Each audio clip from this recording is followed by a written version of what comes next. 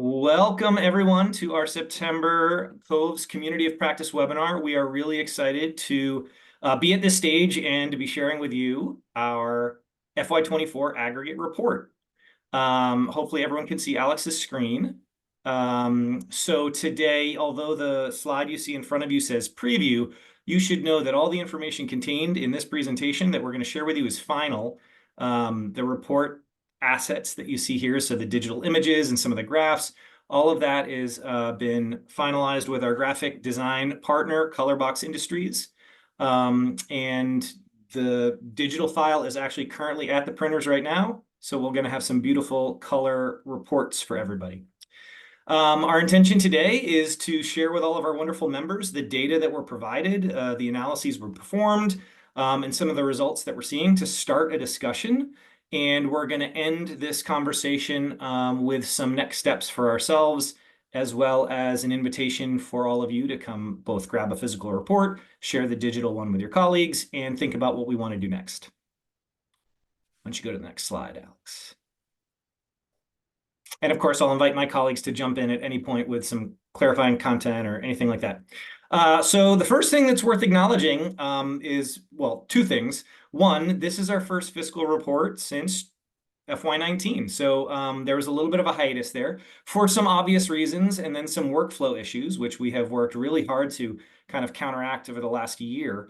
We're very proud of this report, but we do acknowledge that there's been a bit of a gap, which leaves a lot of opportunity for us in the future, staying on top of regular reporting, doing some longitudinal analysis, and lots of other things.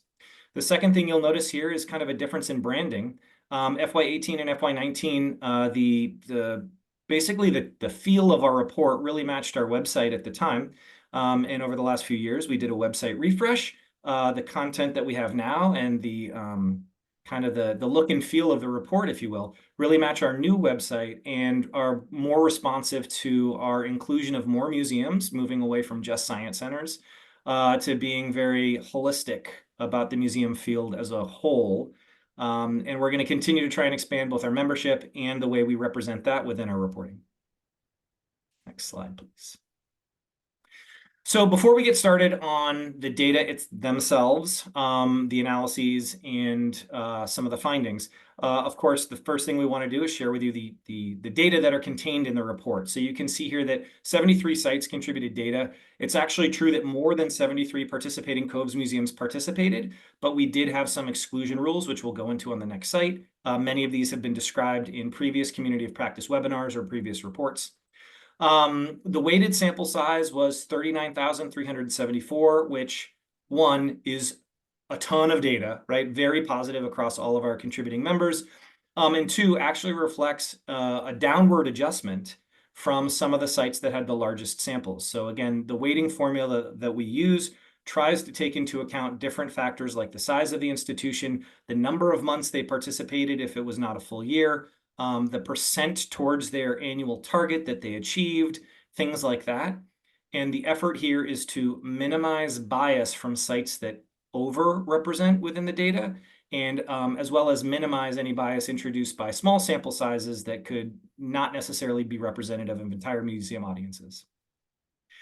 Interestingly enough, our average response rate was 50%. We used all available information from sites that regularly tracked their data collection shifts using the tracking logs provided. We had considerable range within that across institutions. You can see the lowest response rate was about 19% and the highest was 80%.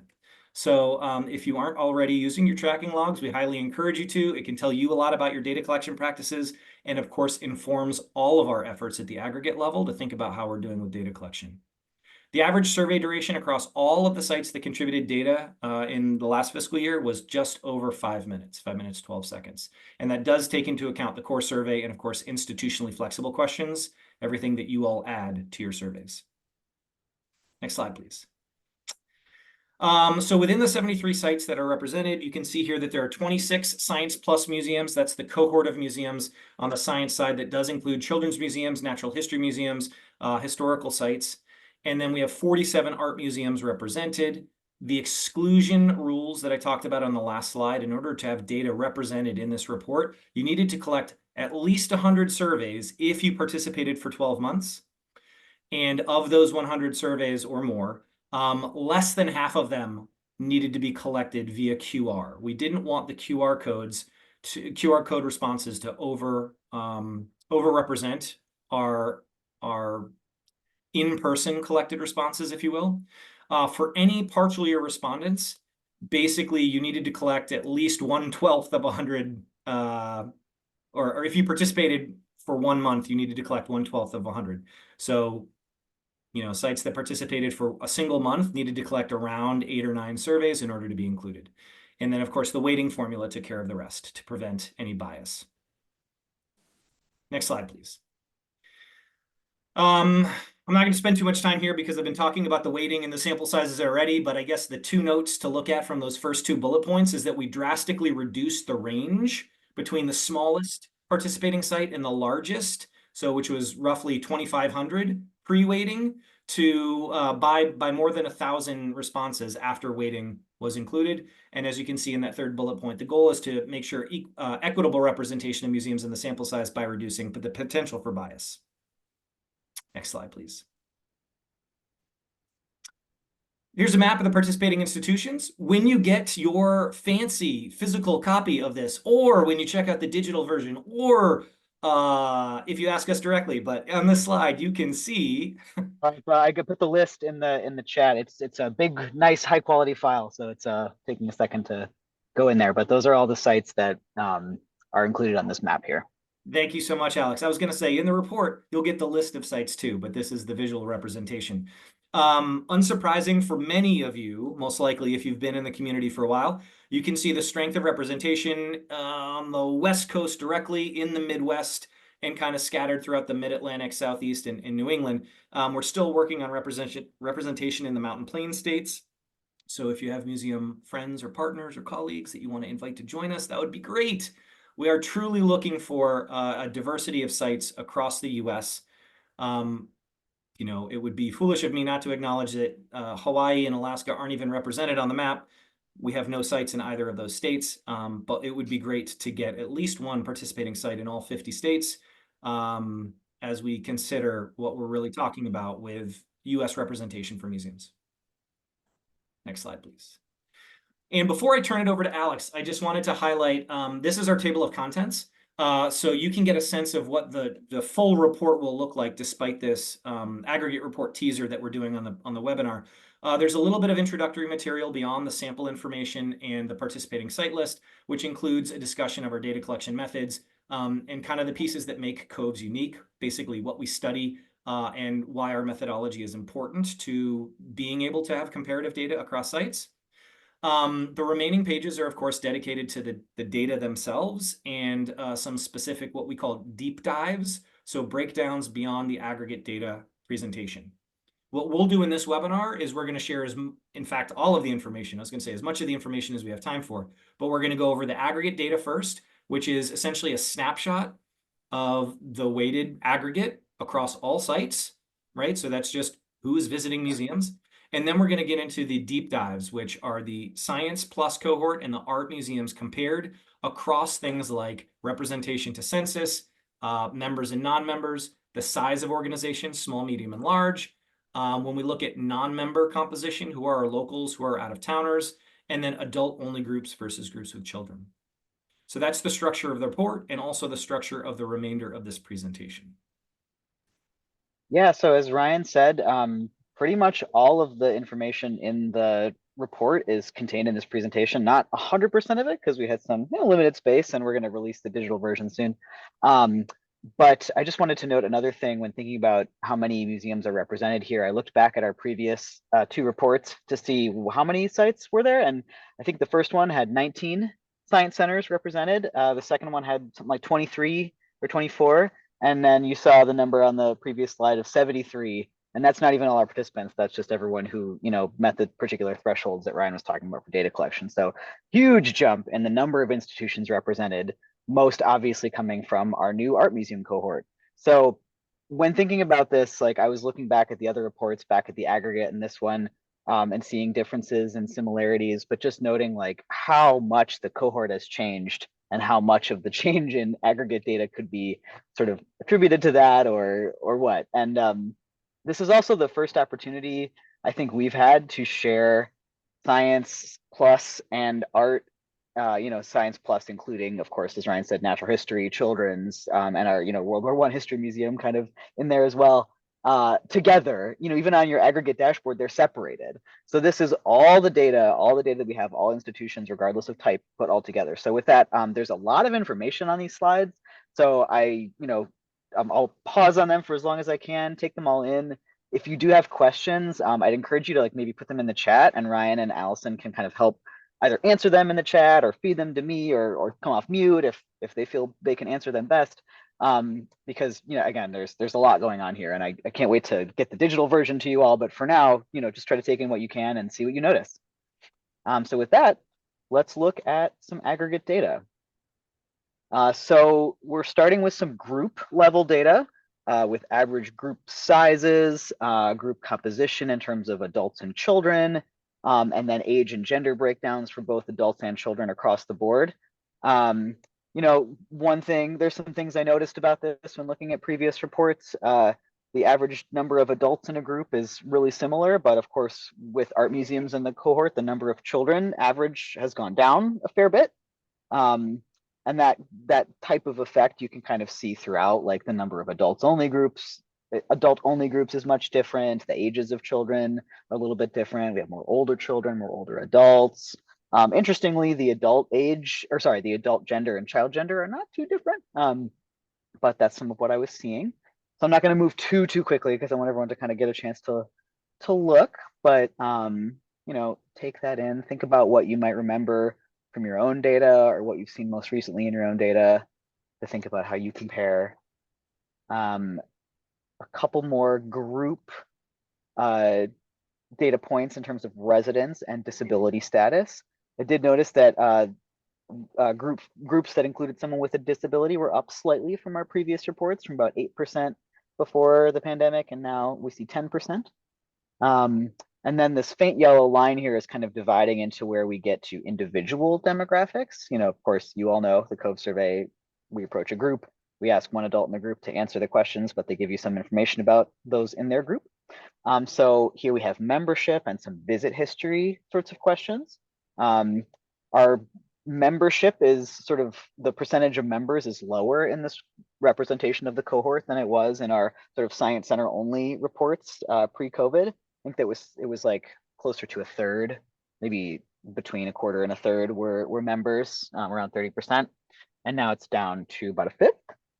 And as well, what else did I look at? Oh yeah, I looked at first time visitors, which, and for that I was looking at the date of last visit, the never percentage there. In our previous reports, that was something around 32%, 33, 31, somewhere in there. And now it's up a little bit to 39. So we're seeing more first time visitors, more people who haven't visited in a while, which is very interesting, I would say. I don't really know why or what that means, but I noticed it and I thought it was quite interesting. And great, thanks, Ryan, you're handling the chat there. So again, I'm gonna not move too quickly. I'll pause for a little bit so you can take it all in, but continuing with more individual demographics in just a moment here. So here we're going to see some of our, some of your classic demographic questions here: race and ethnicity, household income, LGBT plus identification, education, and residence. Three that I really want to note that I've been seeing sort of popping up anytime I look at this data compared to, older COVES data, is that the percentage of white only visitors has been going down. The percentage of those identifying with multiple races has been going up. And our LGBT plus identification has been going up quite a bit. The FY19 report, it was 7%, and now it's twice that, 14%. And those are things, LGBT plus isn't collected on the census, but at least the sort of race ethnicity piece is something that we've been seeing represented in national data as well. So it's kind of cool to see that. And of course, some of these are grouped a little bit differently than they might have been on the dashboard or on your survey for space reasons, or because we've sort of transitioned the buckets for income now to be more like this. So just kind of trying to keep things compact here. Moving on to motivations. Of course, science plus museums and art museums have a different set of motivations. So here they're not combined, they're separated again. But this is where we see our top motivations for visiting. They are quite similar in terms of what the top ones are. The science and art do share some of the motivation categories, but not all. So that very top one for science, science plus, to spend time together as a group or family, is right there in the categorized art motivations. Those are sort of conceptually grouped based on some of the research that we had done before developing the motivations question for art museums. So social enjoyment, those top two are, identical to science. But you'll see there's some differences there as well. And we've also only included the top 6 for science for a little bit of parity. But as ever, to spend time together as a group or family remains the top, or one of the top, almost always the top motivation for COVES respondents visiting museums. And then a little bit on experiences, what people were saying about their experiences and how they were feeling. Oops, skip through there. So I've got stay time on here. This is one where it's gone down a fair bit since our previous aggregate reports. Maybe this is like an art museum, science museum, or small, medium, large museum difference. Stay time, the median stay time for that, pre-COVID science plus museums only cohort was over 2.5 hours, and now it's down under 2 hours. So I'm guessing that that's mostly due to, the cohort that we have represented now, and just the differences in visiting, much smaller museums. We have a lot of smaller museums represented now than we did before. Experience ratings, remain pretty high. Net promoter score, very interestingly to me, continues to hover right around 71, even with adding, almost 50 art museums to the data set. It's just about the same. It's always been, I think, last report it was like 71.5. Before that it was about 71.2 or something like that. So that seems to be the aggregate net promoter score for museums in COVES.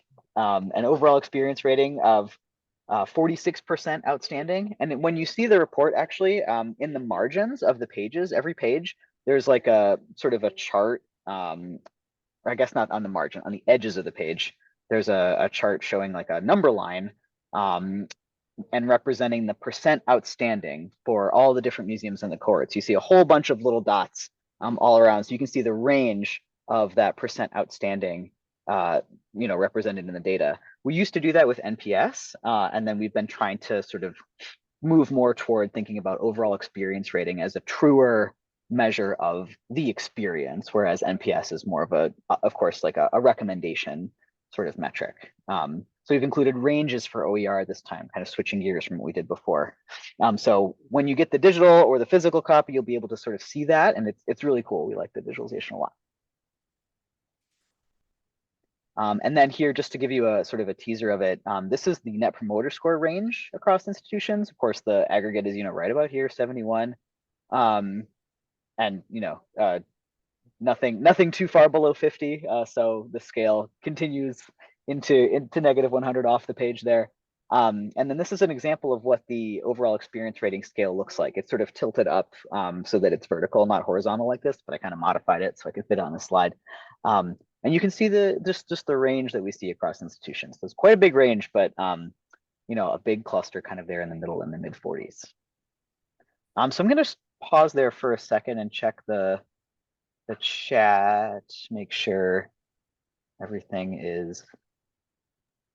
Everything in the chat so far has either been addressed in the chat, but there's a really good recommendation to write up some of these differences within this fiscal year report and the most recent one that we're noticing, even if it's a blog post or just an accompanying piece to the report, which would be a great recommendation.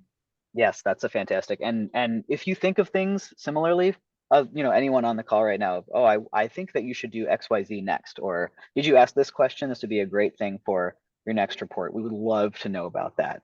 That's going to be a key question we ask to people who are at ASTC who come to pick up the report. So we'd just love to know what would interest you and what we should explore next. So now we're going to get into some of the deep dives, and I'm going to sort of also caution folks, there's even more sort of colors and comparisons and information coming on the next few pages. Not right away, the first couple, it's not too much to keep track of. We're going to do a science, compared to art directly comparison. But then for a number of the deep dives, we've separated science and art and compared, maybe it's members and non-members. And so on one page, you've got Science Museum members and Science Museum non-members. On the other page, you've got Art Museum members and Art Museum non-members. So there's kind of a lot of things to keep track of. So I'll try to give you a minute to look at everything. But what is really interesting is to notice, like, when is there a difference in the key comparison between members and non-members or whatever? Are they different in Science Museums? Sometimes they're different in science and not in art, or vice versa. Sometimes the patterns are the same, sometimes they're different. So I would just encourage you to kind of look carefully at them and get ready to think about what questions you have here.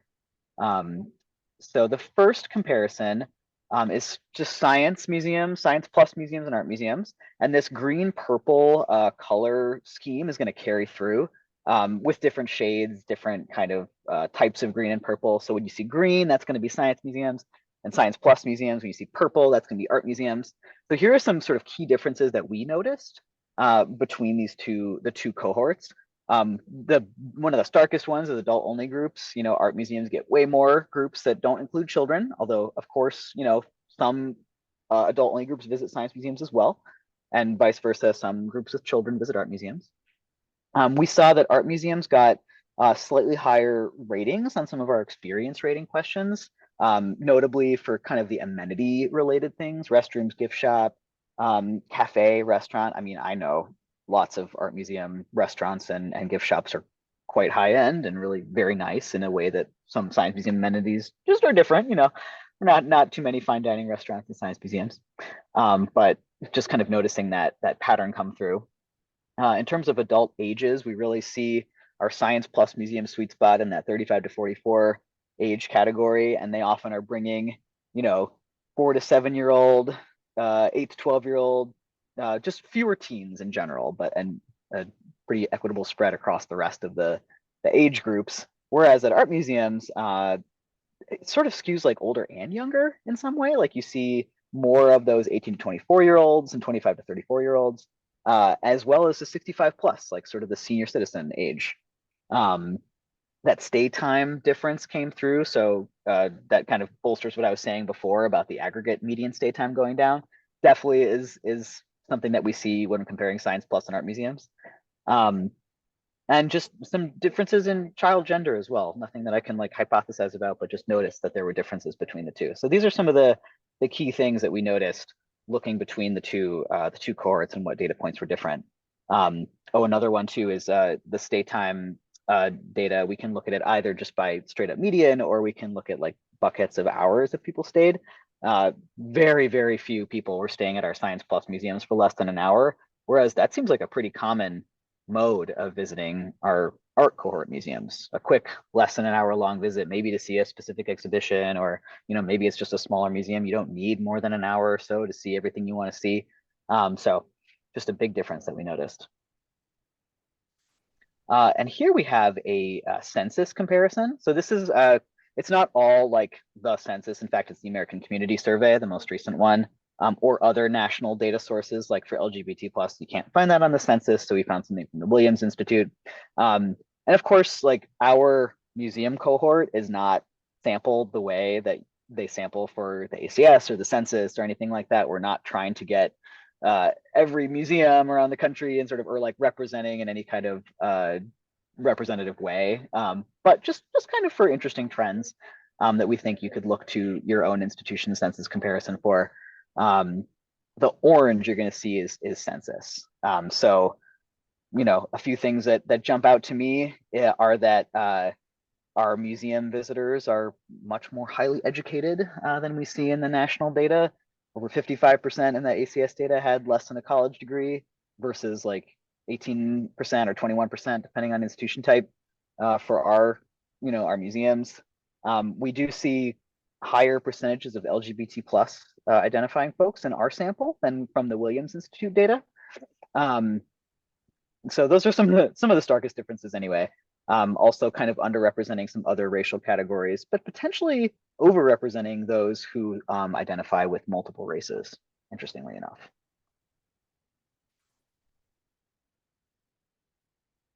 And so now we're going to get into some more of those. Okay, I have to hold 4 colors in my head now, so just get ready for a lot more colors. So the first deep dive comparison we're going to look at is members and non-members. And we've looked at this actually every COVES report because members we feel are such a key audience for museums. So I didn't try to go too closely back to those deep dives really yet. It was just a little bit more complex, but would be something I would love to explore later. So thinking about members and non-members. So you see sort of the structure of this. On the left side, we've got science plus museums. On the right side, we've got art museums. And then every data point that we compare for one type, we compare for the other. So adult only groups in green on the top left, adult only groups in purple on the top left for art. Simple enough. So what this is saying is on the left side, just to take the adult only example, at Science Plus museums, member groups, only 8% of them are adult only versus 35% for non-member groups. Versus in art museums, there's no difference at all. It doesn't matter whether you're a member or not. You're equally likely to come without children. Sorry, is what this is representing. And it's actually, that's the overall number anyway for art museums, I believe is 82%. Member groups at both types of institutions are less likely to be LGBT plus. So our non-member groups more likely to identify as LGBT plus.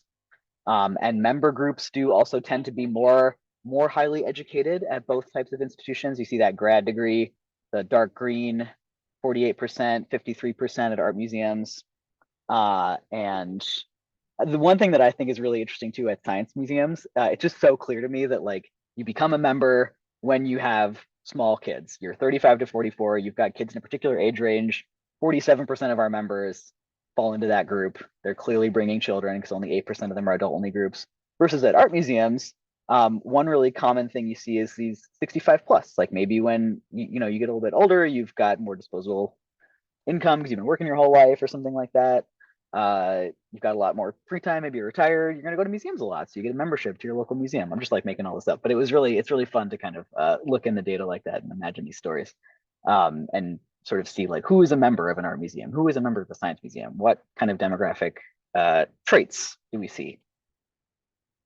The next one, we have museum size comparisons, and I suppose the most interesting thing I would think about here is I didn't actually include there's one piece of information that I haven't included on these just to kind of, there's a lot of space to be saved. We have the overall experience rating and the net promoter score visualized in comparison for every single one of these deep dives, but I chose not to include it just for space reasons. But one thing we did notice in the museum size comparison here was that there does seem to be this kind of funny, like not a huge dip, but a small little dip in the ratings for those medium-sized museums. Small museums and large museums, you see some slightly higher kind of rating scores. And then in both cases, the medium museums are a little bit lower. It seems like sort of somewhat of a tricky place to be in terms of size. Medium could mean a lot of things, right? It could mean that you don't have many staff members, but you've got like a lot of visitors to kind of handle and take care of, or you've got like a lot of square footage, but not as many visitors. I don't know, kind of spitballing on it here now, but it's just kind of a trend we've sort of seen across the board as well. I think we looked at this in a previous aggregate report and saw a similar kind of like dip in the ratings for medium museums. And interestingly enough too, in some of the data points for science centers, small and medium museums kind of seem to go together a little bit, and then large museums sort of diverge. If you look at something like members, right? Like small and medium science museum members, both in that 30% range, whereas at larger museums it's much lower. Adult only groups, 11%, and it's a little bit higher in medium museums, 19% versus 47% at a large museum. So it's much different, right? And you can see some of that in art museums as well, maybe in terms of like locals versus out-of-towners here. Small and medium museums kind of tend to behave like each other, and large museums are kind of their own beast in some ways. And another one here, I love this one, locals and out-of-towners, but this is all non-members. So we're thinking about local non-members, and out-of-towners are much less likely to be members for obvious reasons, but should we have any, we remove them from the sample. So looking at this here, kind of, people who are sort of in your local community versus folks who are coming as tourists or kind of from out of town, those local non-members tend to be not as highly educated a little bit less white, fewer adult-only groups there. And that we see that at both science and art museums, actually.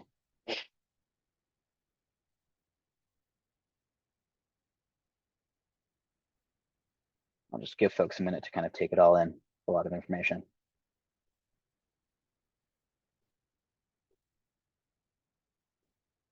Then I believe our last deep dive comparison is looking at adult-only groups and groups that brought children. So just looking at that for Science Plus and art museums. Of course, the motivations are going to be a little bit different. So adult-only groups at science museums, the top motivation is for fun for myself. That's not a very common motivation for people bringing children to a science center.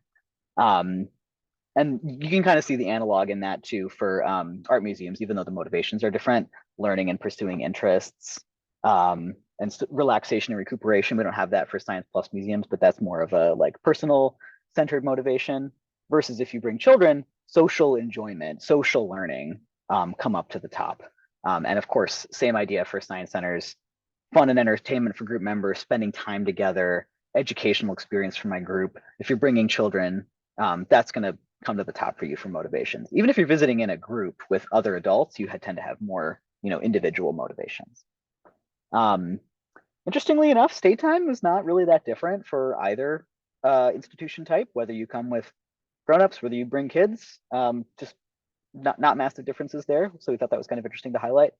And our adult-only groups in both cases much more likely to identify as LGBT+, just less likely to be visiting, with kids, and also more likely to be first-time visitors. They've never visited the museum before.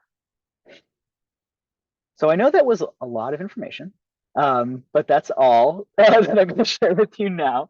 The last piece of this here, just some questions highlighted on a slide. What questions do you still have?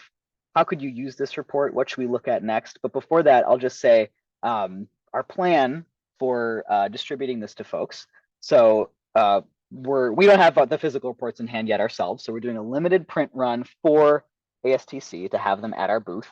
But we want to make sure that we can get physical copies to all of you as well if you're not able to come pick them up at conference, if you're not going for whatever reason, if it's not a conference you go to ever, or if you just don't happen to be going this year. So once we return from the conference and we have an idea of how many we still have and can kind of get a second print order, we'll be sending them out unless you don't want them, but presuming you do, we'll kind of get some info from you to make sure we can get you some reports.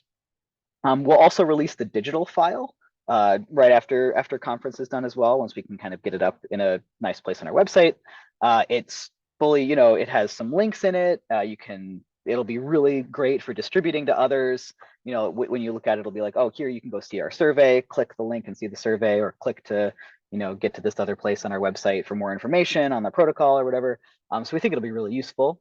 But if you have any questions about that kind of thing, we'd be happy to answer that too. But that's our current plan, is to kind of get through ASDC, see what we can get through, and then communicate back with the digital file and print copies as well for all of you, because we're just really excited about this report and for how we can use it. So I'm going to just pause there because I feel like there's a lot of questions, a lot of ideas, and would be, I don't know, just happy to chat about anything anyone wants to talk about related to these new data.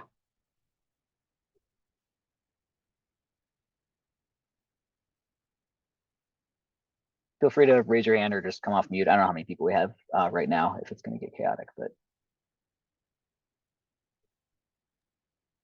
Yeah, there's about 30 people in the room total. Maybe leaving these questions up is great, but I can probably post them in the chat if you want to Sure. stop screen sharing. So if folks want to come off mute or show their camera so that we can start a conversation. I'll just note that there has been some good chatter in the chat appropriately. Questions about wayfinding. So, is that common across all people? Of course it's not, but there is some data on the art dashboard and other people could consider adding it. Some thoughts about what makes a medium museum medium and what visitor expectations might be. And Sarah posed a good question about kind of differences in NPS and OER and how we make sense of things that might be lower or higher, or at least not in alignment. So we can expand on any of that, or love to hear additional comments and questions.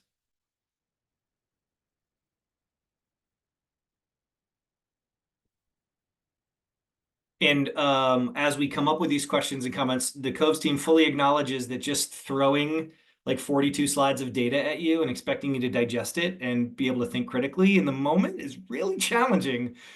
But we did want to share it with you before we actually started giving it out to non-members too. So that's kind of the impetus behind this. So we can come back to this type of conversation after you've had a chance to look at the report yourself or think about it with some colleagues of yours, because we definitely want some feedback. Might be helpful to put up the table of contents list again. Oh, yeah, I'd be Just happy to to go back to. remind us what we Yeah. saw.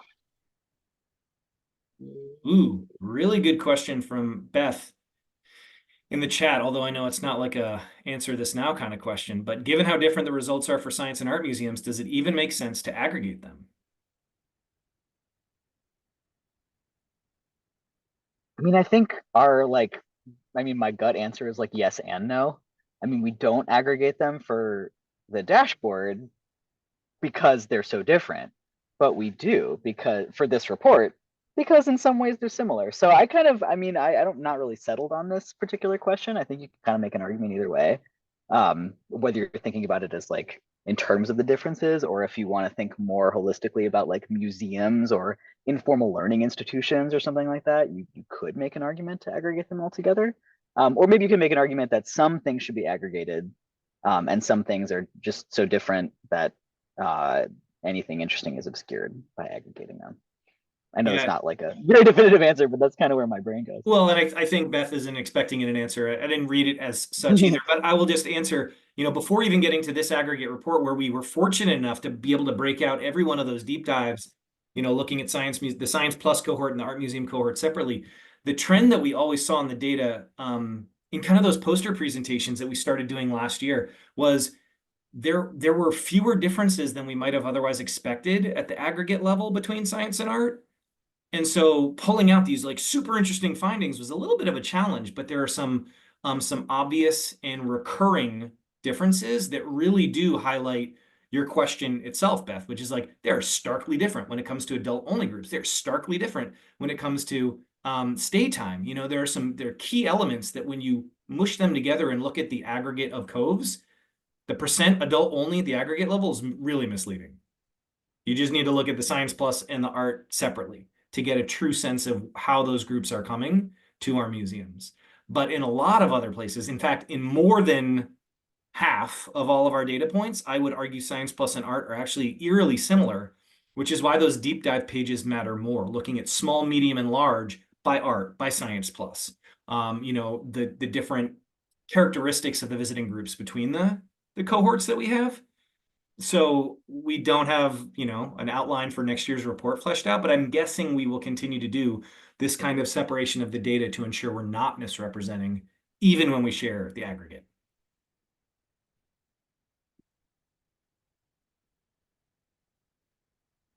And I was just gonna jump on to what you were saying.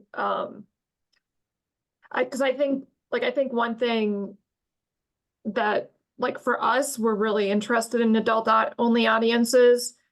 And I think if you look at like the impacts report, if people are familiar with impacts, Know Your Bone, they've been talking to about how there's these differences in adult only audiences in museums and how like that's really an audience of focus for us at SMM, because our audiences with children are decreasing, and it sounds like that's going to be a trend across museums and across just the US as the number of families that don't have children is increasing. And so that's just something that we might be seeing differences. It might be more stark across like art museums and like for us, we're trying to find how can we increase our adult only audience. So that's a metric that we're paying very close attention to.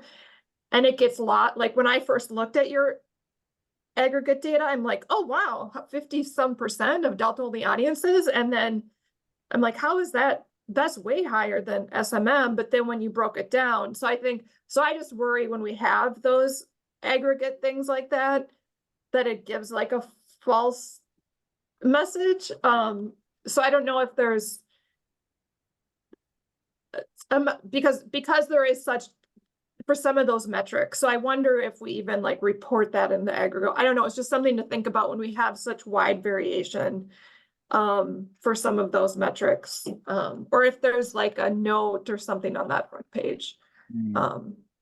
Yeah, that's a really good point, and I'm glad we're having this conversation. One thing that has not yet been noted is that in addition to this, the graphic report, let's call it, but the fiscal year aggregate report, where we're presenting the aggregate of all of the COVES data included in the report, followed by the deep dives, we are producing a digital-only science aggregate and art aggregate. So not just the deep dive pages, but basically all of that aggregate information that you looked at and interpreted in the first few slides that Alex shared. There will be a digital component that is just science plus cohort and a separate one that is just art museums for this exact reason, to avoid any kind of misinterpretation of all of the museums together. And so that if you are in the science plus cohort or the art museum cohort, you have that fully represented for your comparative lens.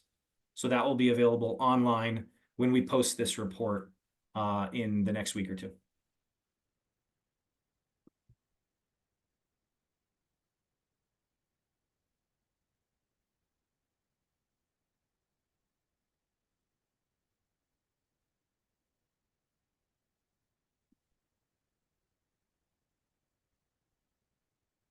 One question I always like to push on in these types of conversations is what's missing. Like what may have you been expecting in an aggregate report like this, or do you know we have data for that was not shared?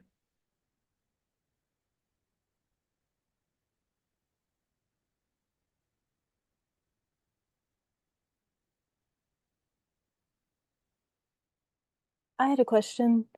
We're kind of new to the Cove survey, so I'm at the Dixon Gallery and Gardens in Memphis, and so I noticed someone said after 12 months your data is included in the overall. Is that true? So like we need to be in the game for a little bit longer and then we'll be included in the data? Is that how it works? That is one criteria for being included, but no, partial year respondents, partial year COVES members were absolutely included. In fact, there were at least one museum who only had 1 month of data. Okay. So the statistical weighting takes care of those small sample sizes, but as long as you are coming close to your targets and not overusing the QR code, absolutely can be included in all reporting. We recognize that pretty early on that it wouldn't be fair to just include 12-month participants because we have so many institutions joining quarterly. And I was wondering, are some of the questions that are more experiential, like how they relate to the space or the experience? And so I guess maybe you covered it and I just didn't pick it up like during the data. But if you're thinking about like what you visited and that kind of thing. Yeah, how you related to other people and things like that, Yeah, some of that is not really covered here in the aggregate because it is so individual, like anyone's particular exhibitions that were visited or any questions that have been added as institution specific questions for you, not visualized in the aggregate as well. We do include, I'm not sure if you mean like the motivation type questions or the experience ratings. Those that might be it. Yeah, so for art museums, again, these are kind of grouped conceptually. Social enjoyment includes 2 different motivations, kind of, and that's right down below in that chart. So maybe that's what you're thinking about with like feeling connected to my community or interacting with others. It's so also, yeah, that's totally there. It's the empathy and social connection questions that are optional. So those are opt-in questions, Jenny, and not all museums ask them. Oh, right.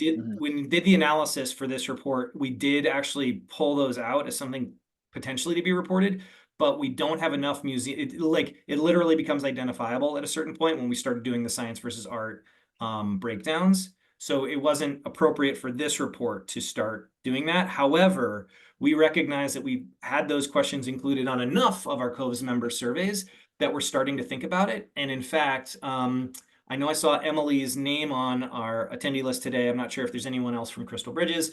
We're hoping to present those data in a conversation around it at next year's AAM conference. And I'm guessing as part of that, we will do some kind of maybe a mini report on the data we do have, even though it's not included here. Thank you. They were just so unique that I just was curious about it. Yep. Thank you for figuring out what those, for placing those for me in my head. Now I know what you're talking about. Yeah, Jenny, and if you want those questions excluded or any Outbridges sites, if they want those social connection and empathy questions excluded from their survey, you can just reach out to me and we can remove those from your survey. No, I just thought they were cool questions and something I don't normally see on surveys. So I was pleased to see them. I was just curious about what the feedback was from those questions. I'll just jump in, and there's a couple other good questions in the chat. Brooke, yes, the paid versus free museums thing came up in our June webinar also. Like, are we starting to look at that?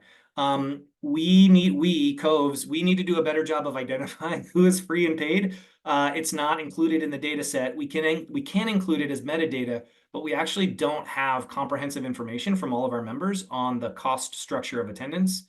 I know we have both free and paid museums, and I know there are some museums that have a little bit of both. It's free for many galleries and then upcharged for others.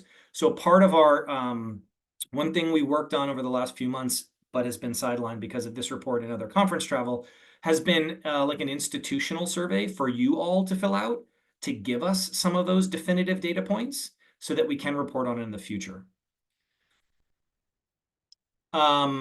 And following up, since you asked the second question about trying to visit the museum with a 70% outstanding rating, of course, all of this data is confidential, meaning we will never identify the individual data points that are listed in it. But as was highlighted in the July community of practice, or the August community of practice call, we're trying to encourage more COVES members to be open with their data so that they can out themselves, if for lack of a better phrase, to say like, I am the 70%, or conversely, like I'm at 25%. Who all can help me with this? To start conversations around it. So we don't want it to be too, we don't want it to be a mystery, but we will never identify your data to anyone else without your explicit permission.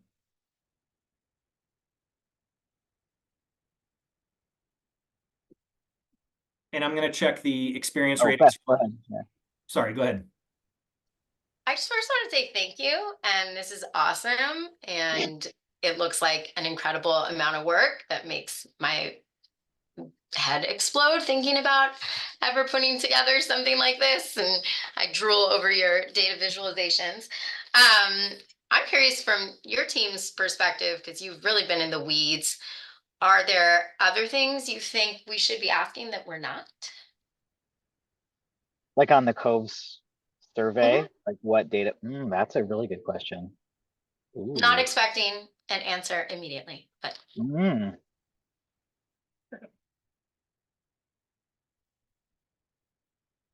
that's a fascinating question. I mean, I have a thought, and my thought is this. It's come up in a few of our questions and measures calls, and I'm sure all of you, whether you think about it all the time or it's just in the back of your brain, there are some data points on here we use all the time, right? When reporting to our senior staff, when reporting to external funders, when thinking about our audiences. There are some data points on here that were really essential when we designed the survey, and through our annual review, we've kind of said, this is important for understanding your audience. But some of those are weaker than others, right? So it's, instead of thinking about what should we add, I am thinking about what can we remove to then be more creative with what we add. Because right now, and I'm sure if you're doing data collection on the floor, you feel this too. 5 minutes as a survey average is about our max. If you're going beyond that, you're going to have a decline in response rates or more comments from visitors as they fill it out that it's too long. I mean, we already get that. So I'm never interested in adding to the survey, but I'm really interested in thinking about what we can cut, if we can cut, what we can make more optional, so that as ideas percolate or as times change, right? As new things come year in and year out about like, this is a trend that we need to get ahead of or stay on top of. How can we include those in future versions of a COVES survey that potentially is more modular?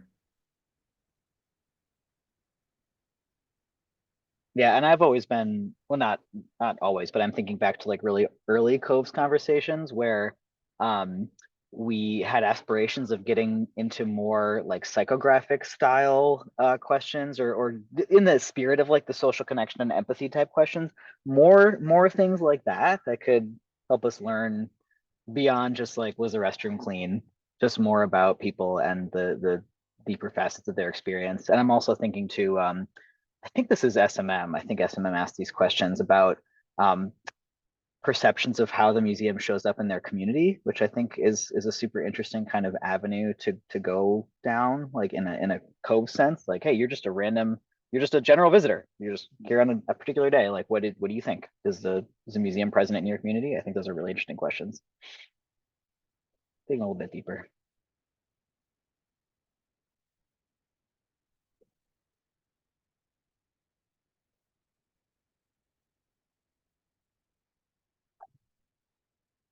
Sarah, you had a question in the chat. You had a couple questions in the chat, I think.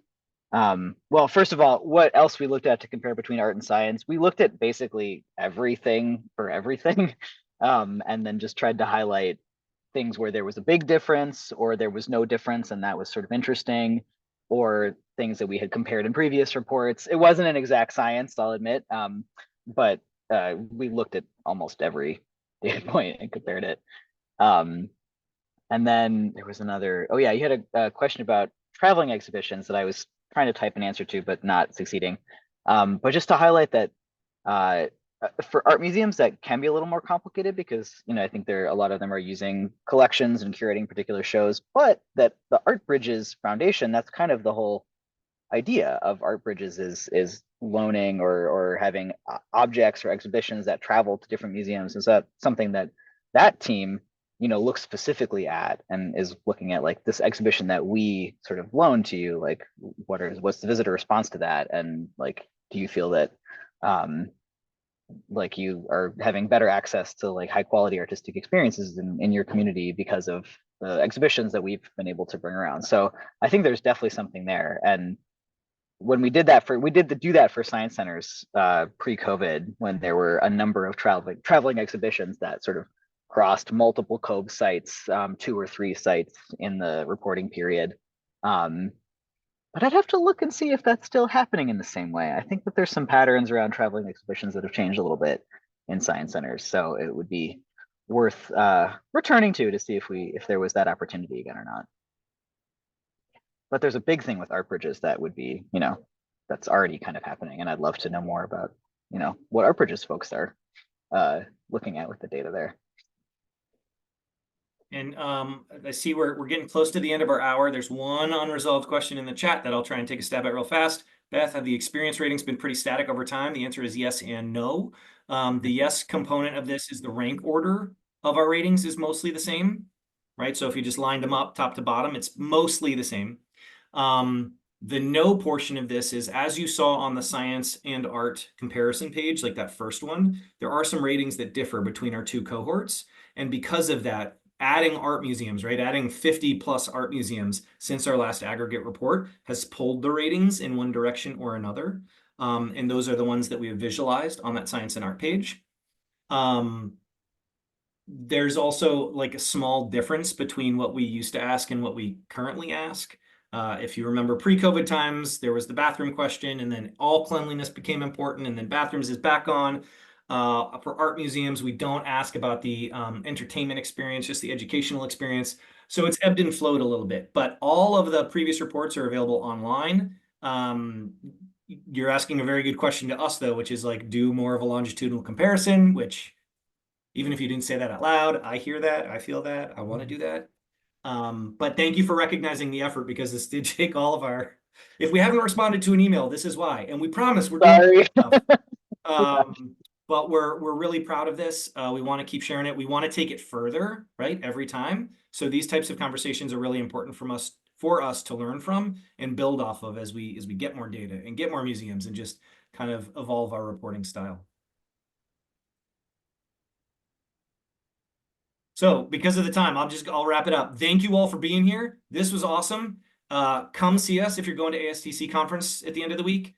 We have a report for you. If not, we'll have a digital version. We can mail you a physical copy. We promise to let you know about next steps for sharing this report with others. So thank you all so much, and we'll see you all soon. Thanks, everyone.